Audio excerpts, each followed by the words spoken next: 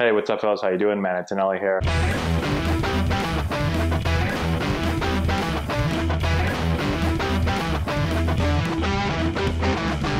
Hey, what's going on, everyone? How we doing? Man, Antonelli here. Before we get into things today, today's video is powered by Triton. So if you have followed our stuff, you know that we use Triton jerseys and gear. Here's an example of one of the jerseys they made for us this year. They do an awesome job. Go to custombaseballjerseys.com. You can check out all their stuff. You'll probably see some of our jerseys on there. We highly recommend that you check them out, so definitely go and do that. Okay, so let's check out a video here of Josh Donaldson talking about having a soft focus and being tension-free. How my focus is at the plate. If my focus is, if I'm sitting here straining to try to see the pitch here, now I'm going to be like real stabby at it. I want to have like a soft focus at the pitcher, so I have a chance to recognize the pitch. I want to feel relaxed at the plate. All right, so cool stuff right there. Couple things. One, I really like listening to Josh Donaldson. I think he does a great job of understanding his swing and really know what he's doing at the plate. Right? He's not leaving anything to chance. He really has studied this. He understands it. He is his own best coach, which I think is really cool. The second thing is, just to kind of piggyback on some of the stuff he talks about, how important it is to have a soft focus, right? And not be up there kind of straining and looking at the release point the whole time. We're only able to really focus on something that fine for a certain amount of time, and it's not very long. And so the more I'm kind of straining and trying to find that release point for too long, all of a sudden, like he says, he feels like his body becomes a little bit too tense. All right, and so one way to be able to stay kind of tension-free and relax is to have just a kind of a softer focus. So I'm not really looking at anything in particular. I'm just kind of looking out there. And then as the pitcher kind of goes into his windup, and now he breaks his hands and he begins to have his arm swing, now I'm going to kind of pick out that release point, that kind of box area of where the ball comes out. And so it's important to know, what type of release point arm slot does this guy have? Is he straight over the top? Is he 3/4? Is he sidearm, submarine? Where is he?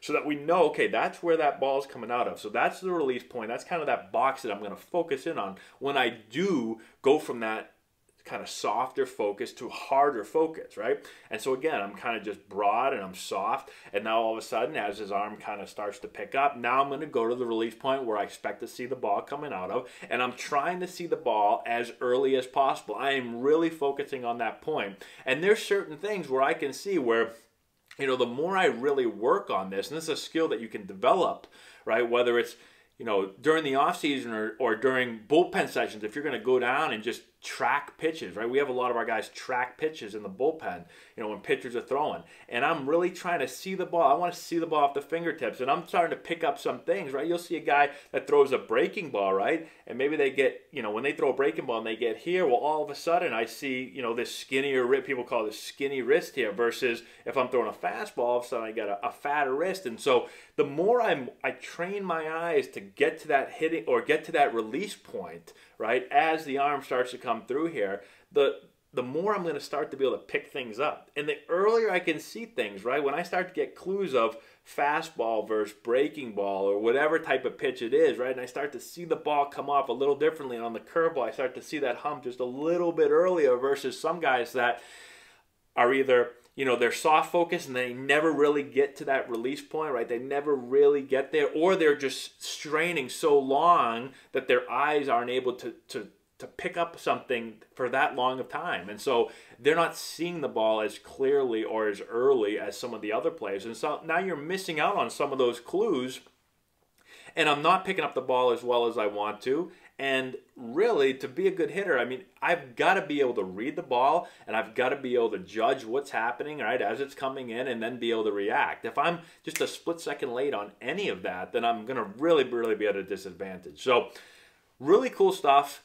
Again, soft focus to hard focus, picking up that release point and trying to get those clues and work on it outside of just the game. Work on it in practice. Get down to the bullpen when, if you got somebody throwing a bullpen and you go out and ask them, do you mind if I stand in for a couple? You don't have to go in there every single pitch. I know some pitchers want to just work on stuff without somebody in there. But to be able to get in there for a couple of pitches and really start to track some things. And we'll even go as far as have guys say out loud, yes, if they're going to swing, right? So now I'm not just picking it up, but I'm actually making a swing decision. Am I going to swing at this pitch? Yes. Or no, I'm not going to take it, right? And now I'm able to start to get those reps in. And again, making practice as close to the game as we possibly can. And in baseball, we've talked about how that's difficult, but there's definitely ways to do it. If you haven't seen our video on that, go and check that out. There's just another way. So hopefully that makes sense to you guys. If you have any questions, let me know. Comment in the section below. Subscribe to the channel. Give it a thumbs up. I'd appreciate that. Share with all your friends. All that good stuff. And that's all I have. Thank you so much, guys. I appreciate you watching, and we'll talk to you later.